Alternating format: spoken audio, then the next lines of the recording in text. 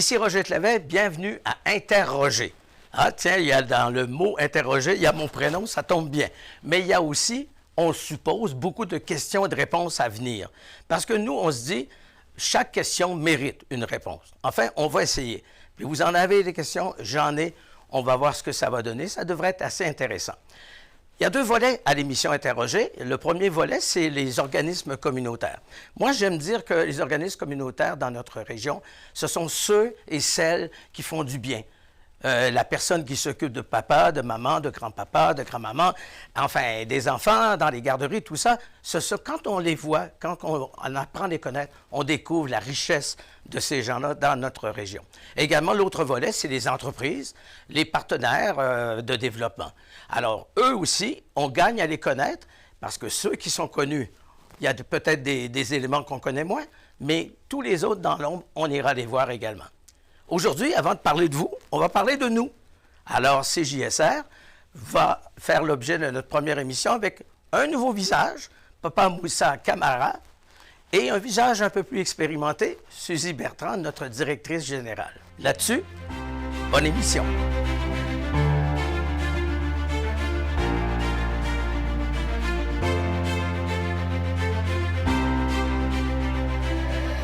Et comme première invitée, on casse la soirée avec notre collègue et néanmoins ami, Papa Moussa Camara. Bonsoir. Bonsoir, Monsieur Roger Clavet. Ah, là, on fait les grandes cérémonies, monsieur, puis on travaille ensemble. On va ramener ça au-dessus, si tu permets. Oui, et puis, ce qui va être intéressant, c'est de se connaître un peu plus, parce que ça fait quelques temps qu'on a commencé, toi et moi, ici à la station CJSR. Puis en même temps, on va révéler à travers nos petites questions amicales. Hein? Il n'y a pas de piège dans aucune des questions. Ce sera peut-être de se révéler, se connaître un peu plus et le mandat qu'on souhaite accomplir ici. Parfait. Bon, ben alors je vais commencer tout de suite par dire, tu nous viens d'où? Parce que moi, je connais un peu ta carrière pour en avoir parlé, mais tu as travaillé auparavant en journalisme. Oui, tout à fait, c'est ça. Bon, moi, je suis né au Sénégal et j'ai travaillé là-bas comme journaliste dans la presse, notamment la presse écrite. Alors, Papa Moussa, en dehors, bien sûr, du Sénégal, tu as fait d'autres choses, au Québec notamment. On revient là-dessus un peu. Oui, tout à fait. C'est vraiment une expérience extraordinaire que j'ai acquise aussi au Québec, parce que bon, au-delà de mes études en sciences politiques, notamment à la maîtrise en sciences politiques à l'Université Laval, j'ai été animateur à la radio des étudiants de l'Université Laval, CHIZ 94.3. Donc, animateur radio. Déjà, on se rapproche de la télé un peu. Oui, c'est ça, exactement. Donc, j'ai travaillé là-bas en tant qu'animateur de radio. Et c'est une expérience d'une année. Vraiment, donc, c'était vraiment très riche. L'émission s'appelait Diamono. Voilà, et Diamono, bon, c'est un terme sénégalais, bon, de langue Wolof. La langue nationale. Exactement. De la langue Wolof du Sénégal. Dire quoi, oui, Diamono signifie l'époque ou le temps. Ah, ok. Oui, c'est ça. Donc, bon, je pars du principe que tous les événements se déroulent dans le temps.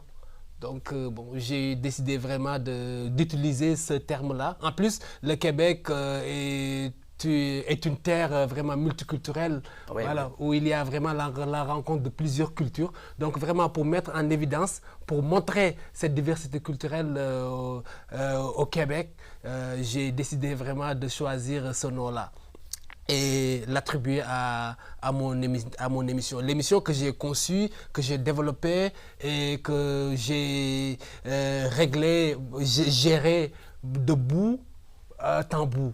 Okay. Et c'était une émission hebdomadaire et c'était également du direct. Voilà, à la radio, et je recevais pas mal de personnalités, pas mal d'universitaires, pas mal d'experts.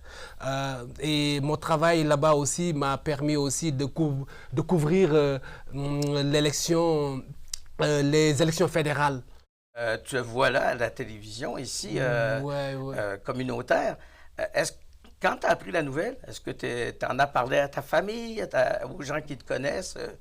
Oui, oui, tout à fait, tout à fait.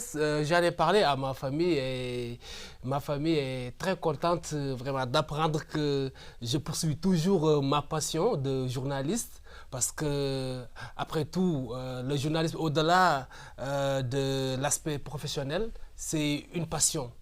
Voilà, c'est une passion pour moi.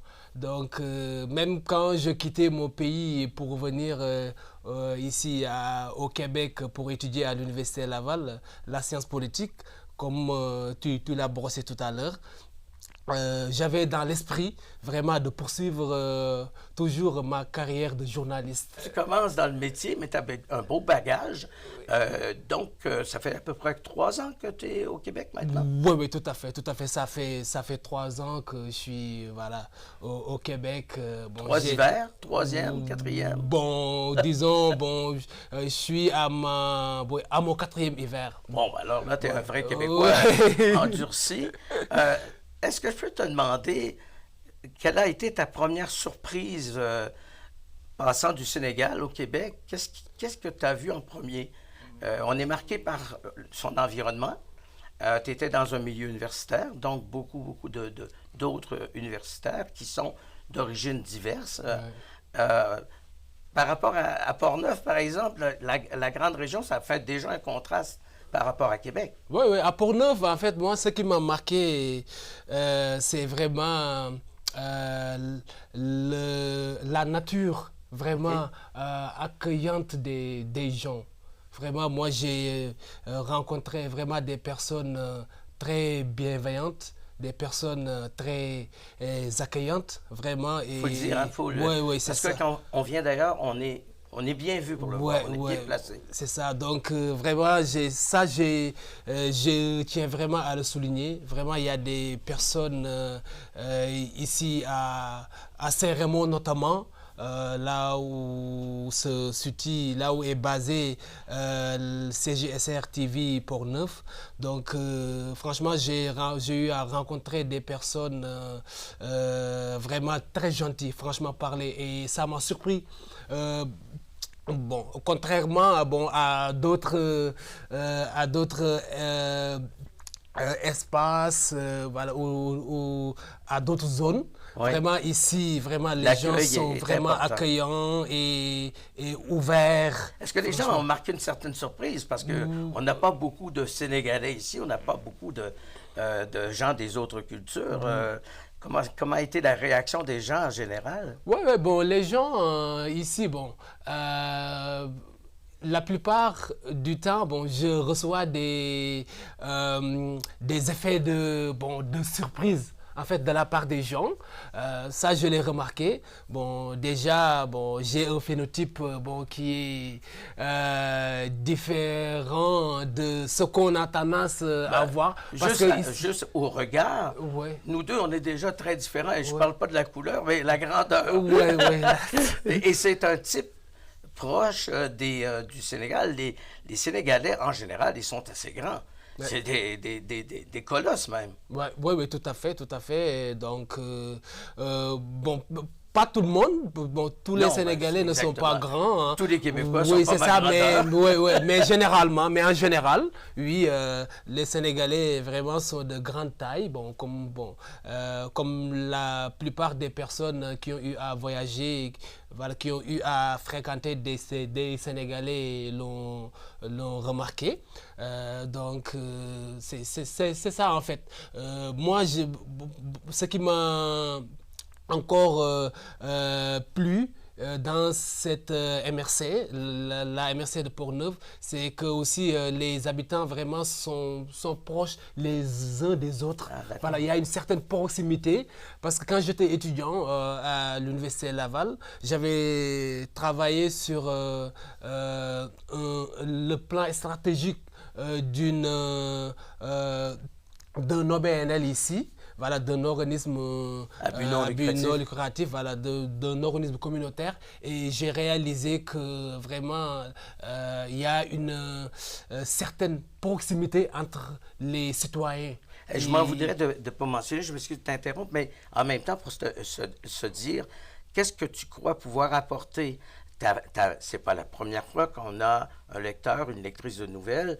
Qu'est-ce que tu penses vouloir apporter au bulletin de nouvelles et en quoi la contribution des gens va être utile pour toi? Oui, moi, ce que j'aimerais apporter, c'est mon expérience et mon expertise. Parce que comme je l'ai dit, moi, j'ai eu à cumuler pas mal d'expériences, même si, bon, ça ne dure pas des années et des années, parce que, bon, au Sénégal, j'ai travaillé, bon, environ, disons, un an là-bas, bon, dans la presse en tant que telle.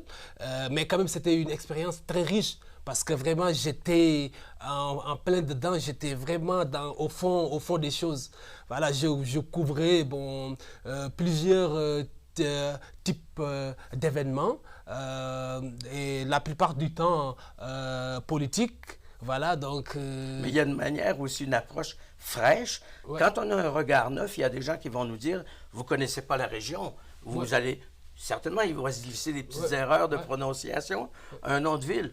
Et l'inverse, c'est vrai. Si j'étais dans ton pays, je serais un peu malhabile avec certaines réalités. Mais est-ce que le fait qu'on a un regard neuf, c'est un handicap ou c'est un plus? Moi, je pense que c'est un plus. Parce que bon, quand on apporte un regard neuf, vraiment, ça permet aussi de voir ou bien de montrer ce que les gens n'ont pas vraiment l'habitude de voir. Ou qu'ils ont trop vu, qu'ils ne remarquent plus. C'est ça. C'est un peu ça le phénomène de l'étranger qui vient, qui nous apporte quelque chose plutôt que nous en enlever. Oui, tout à fait. Donc, moi, je pense que vraiment, c'est une richesse. Parce que quand on parle de regard neuf, vraiment, ça apporte de la nouveauté. Ça apporte de l'innovation. Et qui parle de nouveauté et d'innovation, vraiment parle d'avancement, parle aussi de quelque chose vraiment qui est un surplus. Oui, c'est ça, un atout. Oui, c'est ça. C'est Papa Moussa, il me reste qu'à te remercier. Oui. Et puis, on va prendre l'habitude de s'écouter, de se regarder, et comme ça, on va inviter les autres à faire de même. C'est un plaisir de t'accueillir pour la première émission d'Interroger. Merci beaucoup. Merci de m'avoir invité. Et bonne chance. Merci. Ça fait plaisir. On a comme invité cette fois Suzy Bertrand, qui est directrice générale de la télévision CJSR. D'abord, merci de venir comme invité. On n'a pas cherché longtemps, mais c'était indispensable parce que tu es ici depuis déjà quelques années. Si tu m'expliquais un peu, Suzy, ton parcours professionnel qui t'a amené ici à CJSR. Oh boy, OK. Après le secondaire, j'ai eu une période de questionnement de qu'est-ce que je voulais faire dans ma vie. Je ne savais pas trop. L'orienteur de l'école m'a envoyé vers... Ah, t'aimes ça lire, va faire bibliothécaire archiviste. Fait que je me suis ramassée au cégep de Garneau en technique... dans ce domaine-là. En technique de la documentation, que ça s'appelait à l'époque. Et puis, c'est surprenant, apprendre des choses par cœur, le bourrage de crâne, j'ai pas aimé ça. Je te vois pas dans le bourrage de crâne, non. Donc, ça a été une réorientation tout de suite après ça. Oui, c'est ça. J'ai fait 1 an, puis j'ai abandonné le projet. Puis, je suis restée à la maison pendant 1 an, chercher faire des petites job-ins. Puis, ma mère, à un moment donné, a dit non, ça peut pas continuer comme ça. Fait qu'elle m'a inscrit à Katimavik. Ah, le fameux programme jeunesse. Je pense jusqu'à 17 ans, c'est des jeunes. C'est de 17 à 21 ans. Okay, Puis ça se passe à grandeur du Canada. On fait une petite, une moyenne, puis une grande ville. Les buts, c'était d'apprendre une langue seconde, apprendre à vivre en communauté. À quel endroit tu as abouti comme ça, tu as échoué au Canada? Parce qu'il y en a plusieurs endroits. Bien, ma première rotation, c'était à Sherbrooke. Ah mon Dieu, c'est pas à l'autre bout du monde, c'est à côté. C'est juste à côté. Après ça, je me suis ramassée à Humboldt, Saskatchewan. Ah, c'est pas très connu. À Saskatchewan, oui, mais la ville, non. Oui, c'est à côté de Saskatoon. Ah, OK. Donc, tu as fait quoi? Des petits travaux de communautaire? Oui, entre autres. Puis, j'ai travaillé dans une garderie coopérative à Humboldt. Puis, j'ai vraiment beaucoup aimé ça. As-tu appris ton anglais? Bien, je suis revenue, j'étais pas mal bilingue. Ouais. Ah, c'est important parce que c'est un des mandats, une des missions quand on choisit de faire ça. En revenant, j'ai fait je me suis inscrite au cégep, mais pas mal à la dernière minute, en éducation à l'enfance. Parce que vu que j'avais beaucoup aimé travailler à la garderie, je me suis dit, bon, vu que j'ai aimé ça, je vais aller étudier là-dedans. Tu t'en allais là-dedans, là, c'était pas mal définitif. Oui, j'ai fait 3 ans d'études en technique au cégep Beauce-Appalaches à Saint-Georges. Une belle technique, là, j'ai bien aimé ça. J'ai travaillé 12 ans dans le domaine. J'ai fait du scolaire et en installation, les CPE, les centres de la petite enfance. Un bijou du Québec comparé à d'autres endroits. Il y a des imperfections, mais c'est une structure qui a été copiée un peu partout. Ça veut donc dire qu'il y avait un bon modèle. Là, on se plaît, on reste longtemps. Jusqu'à ce que je sois un petit peu moins bien. Les exigences du gouvernement qui demandaient beaucoup d'activités programmées dans la journée. Ils bannissaient le jeu libre des enfants. Quand les enfants sont en jeu libre, c'est là que tu peux les observer. Puis, j'avais plus le temps de les observer. J'étais tout le temps dans le stress de faut respecter la routine, faut installer, désinstaller. Puis Là, ta marge de manœuvre rétrécissait, tu te sentais à l'étroit, c'est ça? Je n'étais plus bien. OK. J'ai demandé de l'aide. Puis, à ce moment-là, on m'a dit, t'es supposé être capable. On m'a refusé l'aide. Fait que je suis allée voir mon médecin qui m'a mis en arrêt de travail. Fait que pendant que j'étais en arrêt de travail, ben, j'ai consulté. Puis, elle m'a dit, tu as le droit de changer de métier si ça ne te convient plus. OK. Fait que je me suis Et les dit, portes sont encore grandes ouvertes. On n'a pas de spécialisation. ben, exactement. Donc, Les gens se demandent dans quoi, qu'est-ce qui te permet de faire la passerelle jusqu'à CGSA. Tu vas me dire, c'est des grands enfants, on n'est pas loin des garderies. Le personnel, on travaille toujours avec la direction, tout ça, mais blague à part, qu'est-ce qui a été l'élément déclencheur? Quand j'ai décidé de quitter le CPE, j'ai travaillé au Tim Hortons parce que ça fallait que je trouve de quoi faire. Pendant que j'étais au Tim Hortons, j'ai suivi une formation par correspondance. Tu sais, les petits timbres qu'on recevait par la poste, là. Ah oui, je sais pas si J'ai on a eu vu les mêmes hôtellerie, timbres. mais j'ai vu hôtellerie et restauration. Je me suis dit, bon, je vais essayer ça. Moi, j'aime ça recevoir le monde. Fait que j'ai suivi la formation par correspondance pendant que je travaillais au Tim Hortons. Quand j'ai eu mon diplôme, j'ai appliqué ici au Roquemont. Ils m'ont engagé tout de suite. J'ai fait 3 ans et demi. Quand même, c'est un début de vie très occupé. Oui. Puis, à un moment donné, c'est ça, là, j'avais besoin de changement. Puis, le poste de secrétaire à CJSA s'est ouvert. OK, secrétaire. On n'est pas encore directrice. Oui, là, mais... c'est secrétaire administrative. Mais c'est ça, le bagage administratif, je l'ai développé en chemin. Mais c'est ça, là. Pour te voir à l'œuvre, je suis ton collègue, ton voisin de bureau. La secrétaire qui est devenue directrice fait encore beaucoup de travail. Hein? Ta journée, ça n'arrête pas. C'est tout le temps, pas éteindre des feux, mais certainement être là quand on a besoin de toi. Qu'est-ce que tu retiens de plus excitant dans ton travail de directrice générale en ce moment? Bien, c'est pas nécessairement parce que je suis directrice générale depuis 2 ans seulement. Mais il y a eu quand même. Mais ça va faire 7 ans en mai que je suis à CJSR. Puis depuis que je suis rentrée, c'est absolument exceptionnel la liberté qu'on a ici. Parce que je dis, j'ai une idée d'émission. Bien, fais-le. Oui, c'est ça. Il n'y a pas d'autre question. C'est comme, non, c'est comme, tu as le goût de le faire, fais-le. Trouver des nouvelles structures. C'est justement cette année, la programmation s'ouvre sur beaucoup de nouveautés. C'est rafraîchissant. On a quoi comme nouveautés à proposer aux téléspectateurs? Bien, comme les nouveautés, bien, on est habitué d'avoir l'info CJSR, mais maintenant, ça va être le téléjournal hebdo avec Papa Moussa. Oui. Donc, oui. On a vu tout à l'heure. L'émission avec toi, là, Interroger avec Roger. C'est un drôle de nom, Interroger. Je pense que j'y ai vu un petit peu du mien.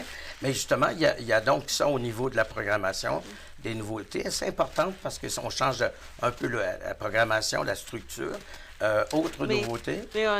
On a vu en début de semaine là, des nouvelles émissions comme Dans ma loge, Relève de l'histoire, Relève de l'espoir, excuse-moi, L'histoire de toi. Qui parle d'itinérance. Puis, il y a d'autres émissions qui sont en... Il y a des favorites qui reviennent. Donc, les gens devraient s'attendre à quelque chose d'intéressant cette année. Bien, on maintient nos émissions à succès, comme les émissions de musique folklorique avec à Tony. On les garde. Tant que les gens veulent les voir, on va continuer de les diffuser. Tu sais, là, on ne peut pas les mettre sur l'Internet, par contre. Donc, si vous voulez les voir, c'est vraiment sur le câble. Mais les autres, on les met sur notre YouTube. Puis, Suzy, moi, en terminant, j'aimerais ça qu'on fasse un appel à la population pour leur rappeler leur importance, l'importance de la population, pour nous appuyer dans nos démarches, pour utiliser nos facilités, parce qu'ils peuvent venir faire de la télévision ici. Il y a peut-être quelqu'un qui nous écoute, qui rêve de faire une émission, bien, qui vienne nous voir. On n'est pas fermé là-dessus, n'est-ce Oh, pas? absolument, absolument. Vous voulez visiter le studio? Venez nous voir, on va vous faire visiter avec plaisir. Vous avez des idées d'émissions, on peut en parler sans problème. Vous voulez apprendre à faire la caméra, la régie, vous voulez faire de l'animation. Ben, ça pourrait peut-être déclencher des carrières au lieu de se promener un peu partout au Canada ou ailleurs. Ben oui. Mais c'est pas inutile parce que toute l'expérience qu'on prend dans la vie, ça sert toujours. Absolument. Ben écoute, il ne me reste plus rien, Suzy Bertrand, à te remercier d'avoir participé à l'émission. Puis on va souhaiter que tout le monde s'y prête un peu au jeu de dire c'est intéressant la vie et c'est intéressant la télévision. Absolument. Merci beaucoup. Ça fait plaisir. Comme premier segment d'émission, on commence par une devinette. Tiens, une question. Qui suis-je? Je vous donne quelques indices. C'est un objet d'époque, qui a fait la gloire, la fierté de toute la région de Portneuf et même au-delà. Ça a été produit par un moulin à scie. Je vous donne déjà des indices, ça va vous permettre un peu d'identifier. Ses heures de gloire entre 1890 à 1962 et sa réputation dépassait largement la région de Portneuf. Vous donnez votre langue au chat? Bien, pour la réponse, regardez ce dernier segment de l'émission. Alors, Guylaine, on est en face d'un spécimen assez rare, mais qui a connu son heure de gloire à peu près dans les années 1900 jusqu'à 1960. C'était fabriqué dans la région. Qu'est-ce que c'est exactement?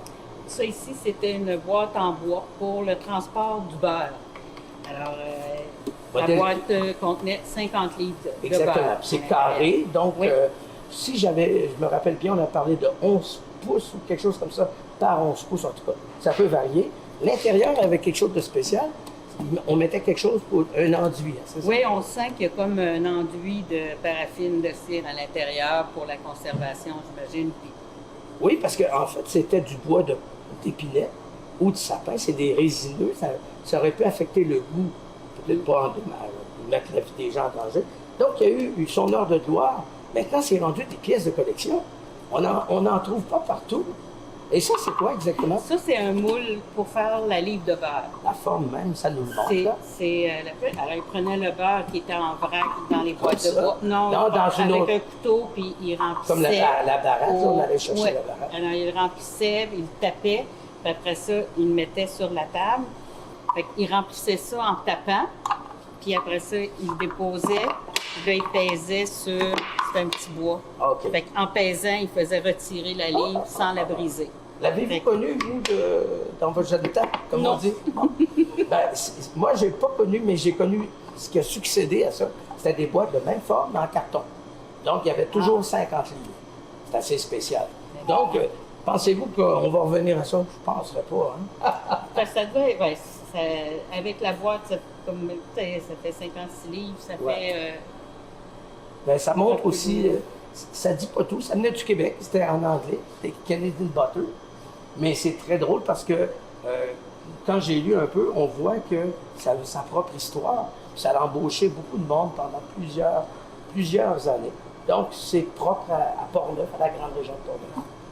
En tout cas, Guylaine, on vous remercie beaucoup. Ça fait plaisir. OK. Ben, puis vous vendez du fromage aussi, là. Oui, oui. Là, on est où? Nous, on est une fromagerie. Comment ça? On est à quelle fromagerie, là? Fromagerie des Grandes Îles. Et ça fait combien d'années ça existe? Ça fait 18 ans qu'on fait du fromage ici. Donc, c'est la place pour mettre ça, pour rappeler un peu les souvenirs. C'est pour ça que quand on a vu ça, on a dit, ben ça vient du lait comme le fromage. Merci beaucoup, Guylaine. Bienvenue.